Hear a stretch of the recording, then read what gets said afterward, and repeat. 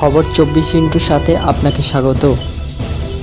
নতুন নতুন খবর জানার জন্য আমাদের চ্যানেলে চোখ রাখুন। নমস্কার দর্শক বন্ধুরা, স্বাগত আমাদের এই চ্যানেলে।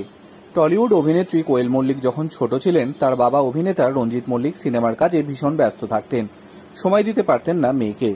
যতটুকু সময় মেয়ের কাছে তিনি থাকতেন, ততটুকু সময় তাকে কাঁদাতেন। তা নিয়ে একটাবার একটি টক শোতে খোলামেলা আলোচনা করেছিলেন অভিনেত্রী কোয়েল মল্লিক। পাশে বসে থাকা বাবা রঞ্জিত মল্লিক মিটিমিটি হেসেছিলেন মেয়ের কথা শুনে। রঞ্জিতের বক্তব্য ছিল, মেয়েকে কাছে পাচ্ছে না, সে কি বাবাকে ভুলে যাচ্ছে? সেটা দেখার জন্যই কোয়েলকে নানা রকম কথা বলে কাঁদিয়ে দিতেন রঞ্জিত। বয়স হয়েছে এখন রঞ্জিত মল্লিকের, এখন সেইভাবে আর অভিনয় করেন না তিনি, খুব বেছে কাজ করেন। তুলনায় কোয়েল এখন অনেক বেশি ব্যস্ততার ছবির কাজ এবং সংসার নিয়ে। একটা সময় মেয়েকে সময় দিতে না পেরে রঞ্জিত মল্লিক যে ধরনের নিরাপত্তাহীনতায় ভুগতেন, বাবা মাকে সময় দিতে না পেরে কোয়েলও কি সেই রকম নিরাপত্তা হয়?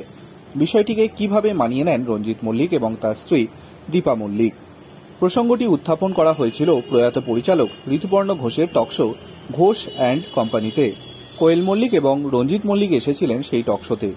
রঞ্জিত মল্লিক যা বলেছিলেন তার সারমর্মই, সময় দিতে পারতাম না, এখন আমার মেয়ে সময় দিতে পারে না অনেক ক্ষেত্রে। বিষয়টা আমাদের মানিয়ে নিতে হয়, বুঝতে হয় যে ও ব্যস্ত আছে।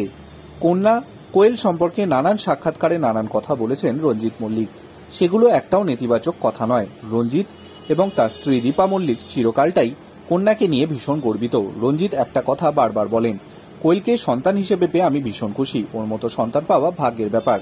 ও নিজে যেমন নিজের যত্ন নিতে পারে, ঠিক তেমনই অপরেরও যত্ন নিতে পারে, সবাইকে ভালো রেখে চলতে পারে আমার মেয়ে। ওর ব্যাপারে আমার কোনো নালিশ নেই, বরং আমি এবং আমার স্ত্রী ভগবানের কাছে কৃতজ্ঞ যে অমন সন্তান পেয়েছি। Bureau report.